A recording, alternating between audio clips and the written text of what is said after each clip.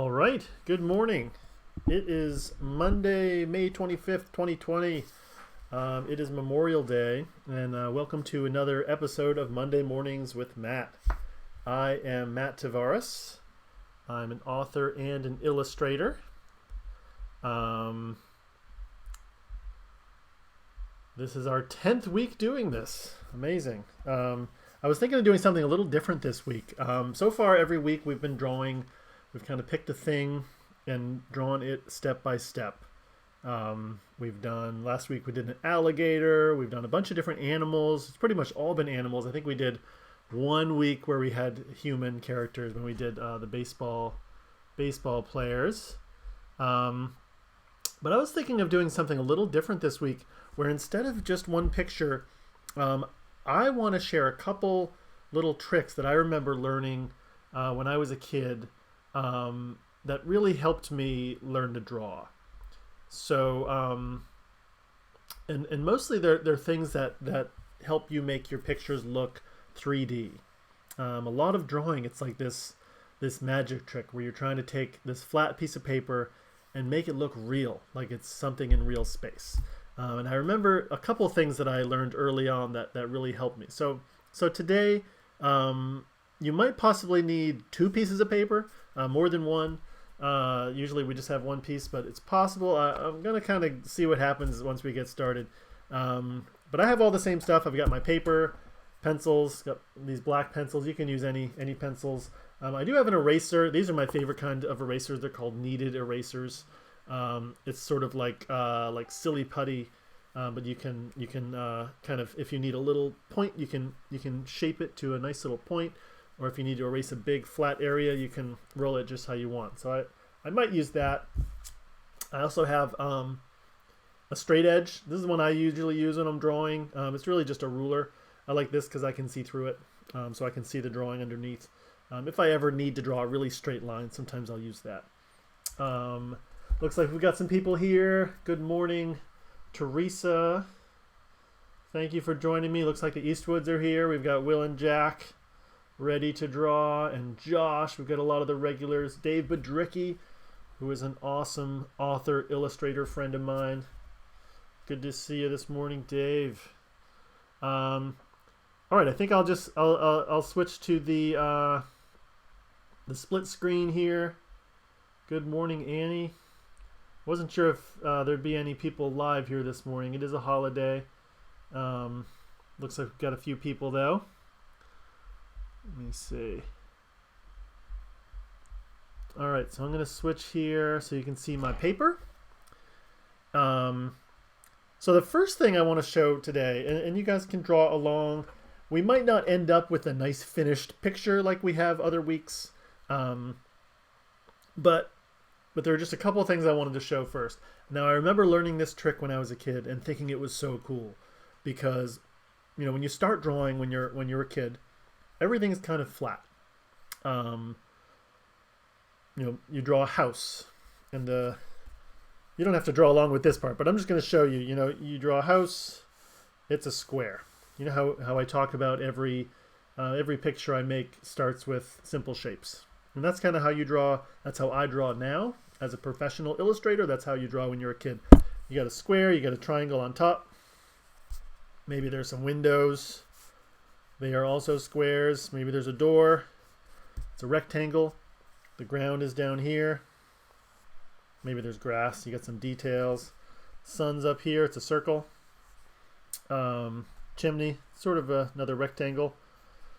Everything's flat on the page. And I remember when I was a kid, I forget who, it might have been my dad who showed me. He does some drawing for his job. And I remember learning this way to make my picture look so it wasn't so flat. And this was something that I remember being very excited about. And this was sort of the first trick that I learned. If you drew that house, that's fine, but you don't really need to have the house. That's just, there might be more of me just explaining something quickly as I'm drawing in this episode. So it might be a little more confusing, but here's what you can draw along with me. So on your piece of paper, draw a square. Maybe don't push down really hard. Just like I've mentioned in my other episodes, when I start a picture, I don't push down really hard right at first. So there's a square. Now a square is just it's flat against the page. But I want to make this square into something more three-dimensional. And one way to do that, we're going to make another square. This is the trick I remember learning when I was a kid and thinking it was so cool. You could make your square anywhere. The way I think is a good way to do it at first is make it interlock with that square. So now you've got two squares and they're kind of hooked together. I'll give you a minute to do that. Let me know if I'm going too fast. Keep up with the comments here. Good morning, Annie. Thanks for joining me. We've got Kathleen here and another Teresa, two Teresas, Teresa Rodriguez. Thank you all for tuning in. So we've got these two squares. Now here's the part where it turns into this sort of trick. See the upper right-hand corner of this square? I'm going to draw a line connecting that to the upper right-hand corner of that square. So just a straight line, just like that. And same thing with the lower right-hand corner of this square. I'm going to connect that to the lower right-hand corner of that square. There's another line. Now these lines I'm making a little darker. Now I'll do the same thing. Upper left-hand corner of one square, I'll connect to the upper left-hand corner of that square. See how it's starting to maybe look kind of like a cube, like three-dimensional. I'll also connect this one. I might not push down as hard on this one. But the lower left-hand corner of one square, I'll connect to the lower left-hand corner of this other square. So this is where it sort of becomes an optical illusion, where you might look at it once and it's just squares and lines, but then if you look at it a certain way, maybe it looks like this square here is closer to you, and then these squares are going back, and the other square is in the distance. Now this is where if you had an eraser like I could erase these lines. This eraser doesn't actually work very well with this pencil, but I could make it look like, if I darken in the lines that I want to darken in here, it helps it make it look like a three-dimensional block. Now if you practice that trick, once you get the hang of it, there's a lot of things you can draw that look 3D. It could be a block, it could be dice, it could be, think of all the different things that are that shape.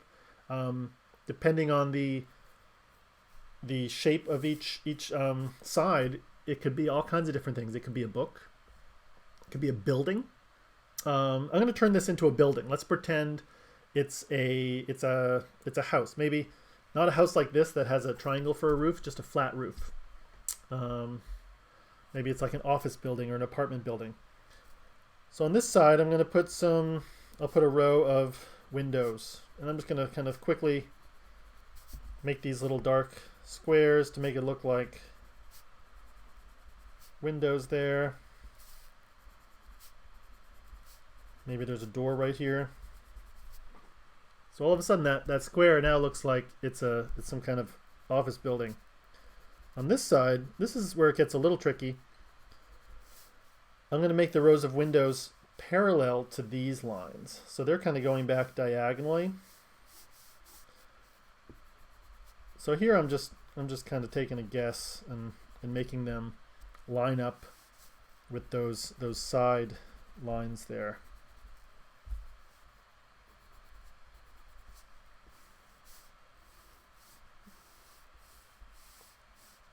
So yeah, that's something I think you can practice.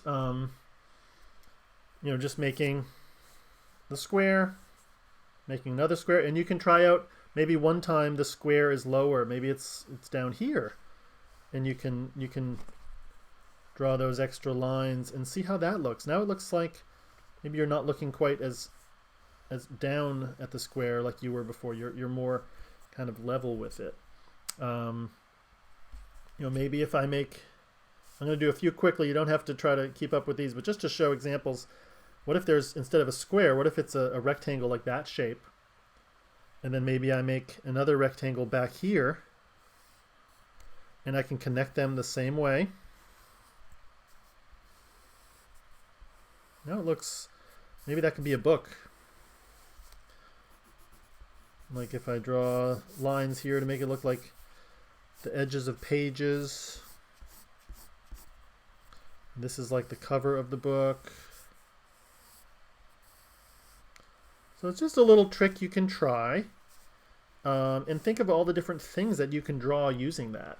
Once you can make a three-dimensional block, you can draw all kinds of different things. Even something like a car. You could start with that block shape. I'll do a quick one here just to give a sense of what I'm talking about. If I start with a block, like here I skipped drawing that second square, that second shape there, because I've done this a bunch of times. But on the side, if I want to kind of draw a car shape, then I can kind of go across. From that block, it's like I'm carving. I've talked about that before, how it's sort of like I think of it like if I'm a sculptor. I start with the big block and I carve into it. So I can kind of carve into that block, find where the wheels go. So I remember learning that trick when I was a kid and just thinking that was the coolest thing. And all of a sudden, instead of drawing pictures that were flat against the page, I could draw pictures that were 3D and had space. So I wanted you guys to be able to try that too. So when you're, maybe when you're drawing during this week, you can try doing the little trick with the two squares. Maybe rewatch that part of the video if that helps, and see what you can turn your block into. Whether it's a building like this, whether it's a book, or if you want to get really fancy, try to draw something like a car. All kinds of different things start with that rectangular shape. All right, so that's one of the tricks I wanted to show you. This idea of the two squares, connecting them with those diagonal lines to make a block or a cube. If you have another piece of paper, I'm gonna switch to my next piece of paper here. Now this is another trick I wanted to show you guys that I thought might be a cool thing to learn. And this is something called perspective. And there are all different ways to draw with perspective. Perspective really just means the idea that when something is up close, it looks big, and when something is far away, it looks small. And we've done this in some of my other drawing videos that we've done over the past few weeks where there's something big in our picture, that's sort of the main subject, and there's something small in the distance. That's one way to do perspective. Another way, which I'm going to show you, is to make something sort of, what if it's one thing? Like say, if your picture train tracks. If you're standing right next to some train tracks, right up close, they're big. You can see every little detail. You see each board in the tracks, and then as it gets further away, they get the tracks almost look like they get closer together to the point where they disappear to one point. So that's another way you can think about perspective. So on this piece of paper, I want you guys to make a line across the paper, high up on the page. It doesn't have to be way at the top, but just somewhere towards the top of the page, maybe a couple inches down from the top. This is our horizon line. So anytime if you're drawing something and you want it to look like real space, there's something called the horizon line. And that's basically it's eye level for the viewer, for whatever imaginary person is looking at this picture. Now, somewhere in the middle, I think would be a good place to put it. Put a dot. That dot is magic. That is called the vanishing point. And this is something, if you start looking for it in real life, you'll notice this. if you're in a room, especially like a long hallway. The vanishing point is where parallel lines are lines that are together, like train tracks, or like these two pencils. These are not parallel. These are parallel. So parallel lines, if they extend forever, they'll all disappear to the same point. So this what I'm going to show you is called one-point perspective. So these are some fancy words, but it's not that fancy once you get going with it. So I'm going to draw. First thing I'll draw, I think I'll draw a road in one-point perspective. So first thing is you start at this point, and I want this to come all the way down to the bottom of the page, but a little bit at an angle coming this way. Doesn't matter exactly where it is. It's just sort of a line like that. All right, now start at that point again.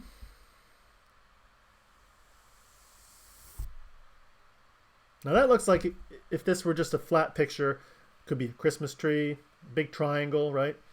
But that's just that's what it's going to be once we draw around it. I want this to feel like it's a road, and we're kind of up above, we're looking down.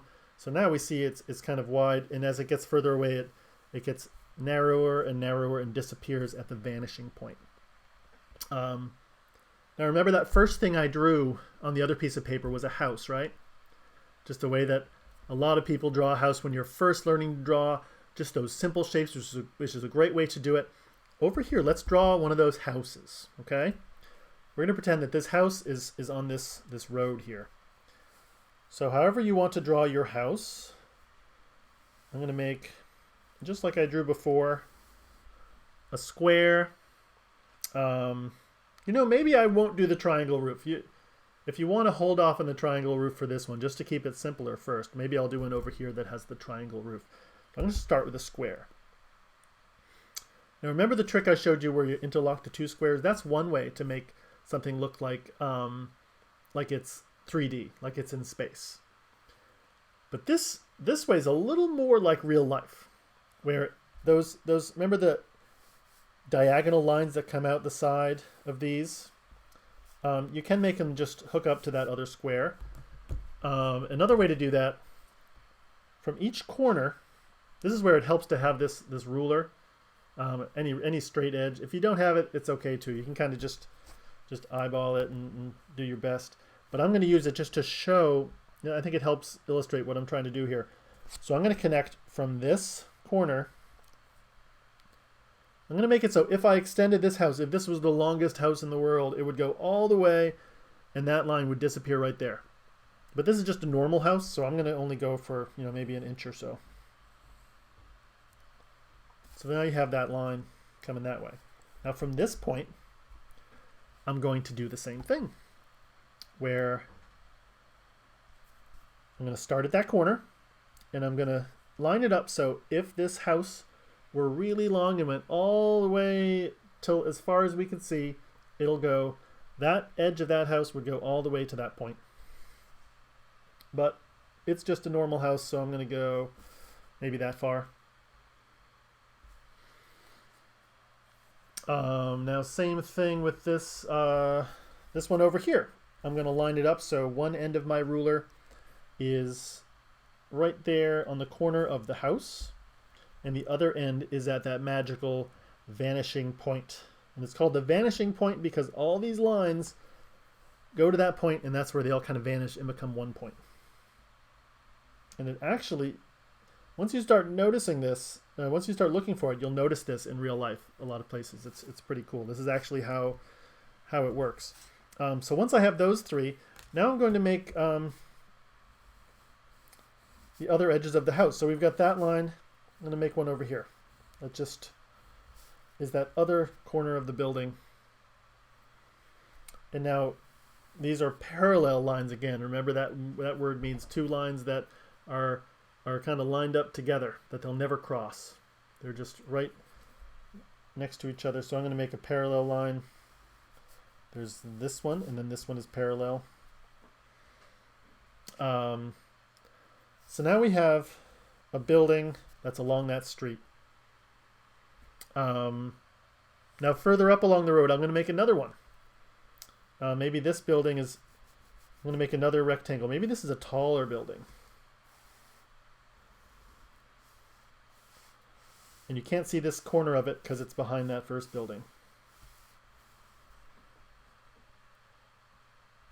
Now I'm going to do the same thing. From this bottom corner, if you connect your straight edge from that bottom corner of the building to the vanishing point, you can make a line. Maybe this building's longer. Maybe this is like a whole row of stores or something. So I'm going to go a little further this time. I hope you're able to follow this. I know it's a little confusing. But I think it's a pretty cool trick once you start getting the hang of it. Same thing, upper corner towards the vanishing point. This other corner. And again, I'm not making it all the way to the vanishing point. I could, but I'm just making it so this building is... See how that looks like a sort of a much longer building. And maybe I could even divide it up. Maybe it's like one of those city blocks where there are different sections of it. Now, so far, we are kind of up above these buildings looking down. You can see the roofs, the rooftops. I'm going to add one building behind these. Maybe this is sort of the edge of a city, and behind them, there's a really tall building. So this building, and this is another thing you could do, you can make your building actually go above the horizon line. So here, this is a tall building back here. Maybe it overlaps just a little bit so you can tell it's behind this building. So now I made this really tall rectangle. And if something is above the horizon line, we're looking up at it. So we're not going to be able to see the roof of this building. So I'm going to do the same thing. From this corner, I'll connect that to the vanishing point. And I'm not going to go all the way to the vanishing point. From this corner, that corner is hidden. You don't actually see this line. Sometimes, if you see a building, you see a bunch of buildings in the city, you don't see every detail of every building because sometimes they're blocked. So this one, that's all you can see is that top one. And then I'm going to make a line connecting that down. So look how that is kind of hidden behind that. But it looks like that building's really tall. We're looking up at it. Now perspective, there are all different kinds of perspective you can use when you're drawing. This is 1-point perspective because basically we're having all the lines are either parallel lines going across the page for the shapes that are flat on the page. Like this part here that I'm shading in right now, this is flat on the page. But then the other lines that go into the page, they are all parallel lines and they all... I guess they're parallel in this imaginary world. They're not parallel on our page, but they all go to that one vanishing point. There are other kinds of perspective called 2-point perspective and 3-point perspective. Those are more complicated. But this, you kind of just have to have that 1 point. Like maybe I'll make a house over here. Let's draw that house. Like this is how most of us draw a house when we first draw a house. You got a square and a triangle. Square windows. You got your window, your door. Maybe there's like little lines in the windows. So I'm going to do the same thing. From here, I'm going to line it up to the vanishing point and just connect a little bit of it because it's just going to be a normal sized house. Same thing from here.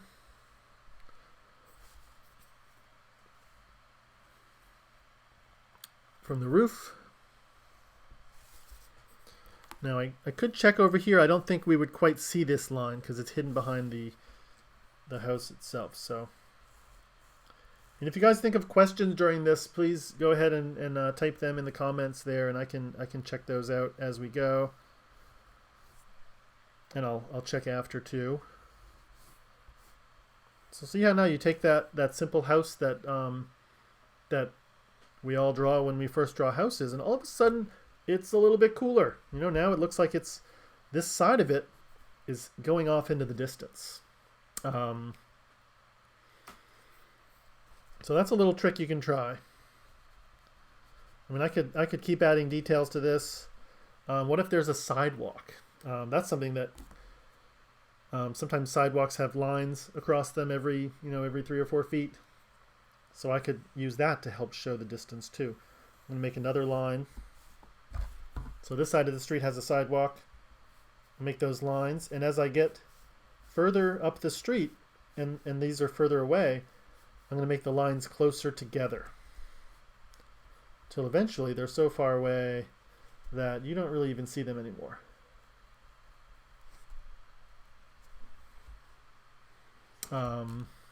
Maybe I'll make a sidewalk on both sides. This is how, like in a lot of my books, there are these imagined neighborhoods, and this is exactly how I'll do it.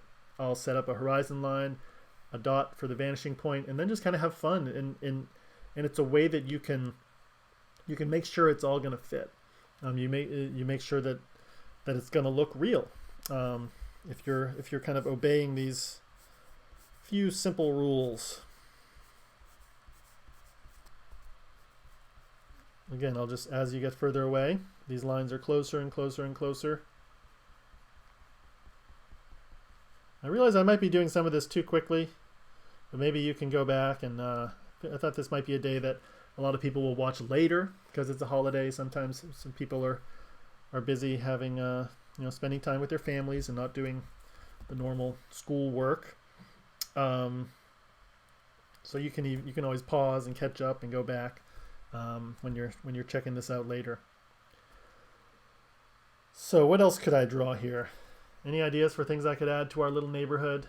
You can write it in the comments there if you've got any suggestions. But yeah, that's kind of the main thing that I wanted to go over today, is just the idea of that cool trick I remember learning when I was a kid, where you link together the two squares, and all of a sudden you have this 3D picture, and the idea of 1-point perspective. I was thinking earlier I could grab a couple of my books that have examples of this. Wait 1 second. I'm going to show you some things. I'll be right back. All right. Just off the top of my head, I thought of a couple illustrations where I use this sort of thing. One, I'm pretty sure let's see. Okay, here's the title page for Red and Lulu. I'm going to switch to the main shot here.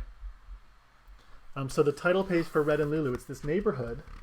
Sort of similar to what we just did. Now, for here, the horizon line is above all of the buildings. So we're looking down, and we can see all of the houses. We see trees. So to draw this, the horizon line is actually... the vanishing point, is actually off the page. It's kind of over here. So if you can tell, like all these, the streets, they go there, and then that street, the lines of the houses, they all meet at this point over here. So when I was drawing this, I actually, on my drawing board, there's a dot, and I made pencil lines, so they would all go and meet at that point. Melissa said it makes her head spin. It's sort of a weird, dizzying thing, but it's cool. It's sort of when it works, it's like this magical thing where your flat piece of paper becomes it's almost like an optical illusion. This one might not be. I was remembering there was a scene in Becoming Babe Ruth. Now this one, the horizon line is very low because I wanted it to feel like you're right there in the crowd. So the horizon line is down here somewhere, and these buildings, see how all the windows, they all go to a vanishing point. It's somewhere right around here maybe. So the buildings, like when you're up close, you see each window. Let's see, like the lines. Boom! You could if I got my ruler out, I could extend those lines, and they would all hit the same spot. So that's another one where I set up the horizon line, I set up a dot, and I just kept building. I designed it based on old pictures of New York City, but then I used my imagination to get the perspective right, to make it look believable that you're right there on the street with Babe Ruth there. those are a couple examples of times that I have used some of these tricks in my books. All right. Looks like we have one suggestion to add a tree. Could we draw a panda in this picture? I guess we could draw a panda. That's a whole other thing. I think next week I'm going to do one more episode of Monday Mornings with Matt, and maybe we'll go back to doing an animal. We'll get back to the normal kind of thing that we've been doing. I hope this was fun to learn these tricks. I know it's a little different than what we've done other weeks. Hope it didn't throw anybody off, but I thought it'd be cool to give a couple of those tricks that I remember learning when I was a kid, that you guys can play around with. You know, as we have the summer coming up, and hopefully you'll have some more time to draw on your own as your school years are ending within the next month or so, and that's something you can really have fun with as you're drawing. You try that little trick with the squares and see if see all the things you can turn it into. Like Teresa asked me to draw a tree. I'll quickly add a tree here. Let's we'll make it like a Christmas tree, like in Red and Lulu. It's gonna be a tall tree, so the top of the tree is above the horizon line. We're looking up at it. The rest of it is down there. And I can quickly, you can create a whole city doing this. Look, here's another building. These I'm just gonna kind of eyeball it. Maybe a building goes right off the page.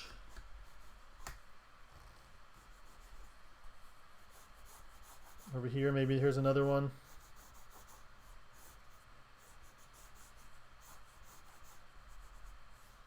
As long as you have all these lines go back to that one, then it will hopefully work and it'll be believable as real space. Now I'm just scribbling away. All right, let me check over here. So it looks like Josh wants to draw a panda. Maybe we could do a panda. We've got a panda. I think suggestions that have been kicking around. People have wanted a zebra.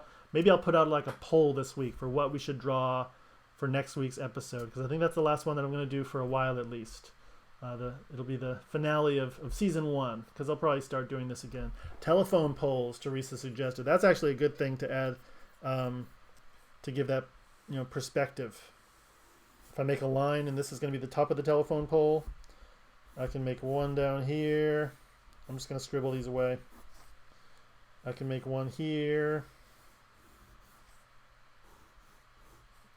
And then as you get further away, the telephone poles are smaller. Maybe you see the lines going there, the power lines. Good idea. Old ugly power lines, squirrels, possums. You guys can draw all of these things in your roads. There's a question here. Robin asks, how do you draw a curved road?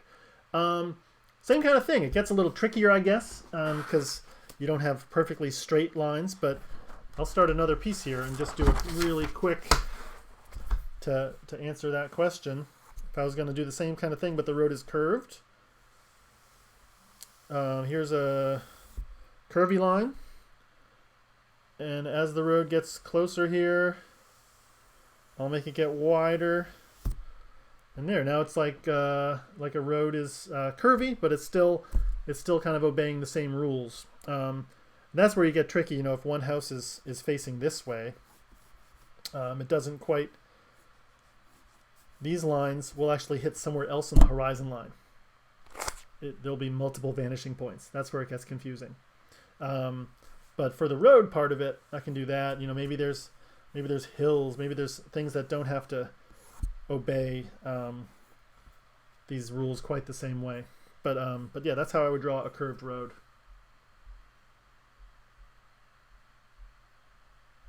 A beanbag. Who wants to draw a beanbag? Is that Will or Jack?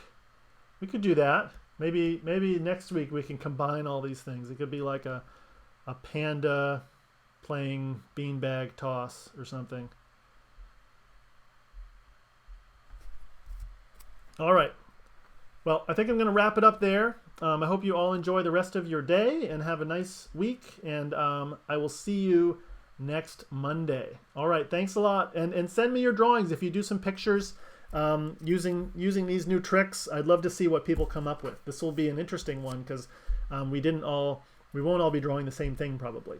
If you try the little trick with the squares, try the horizon line and the vanishing point, see what you can come up with, and I would love to see your artwork. All right, thank you.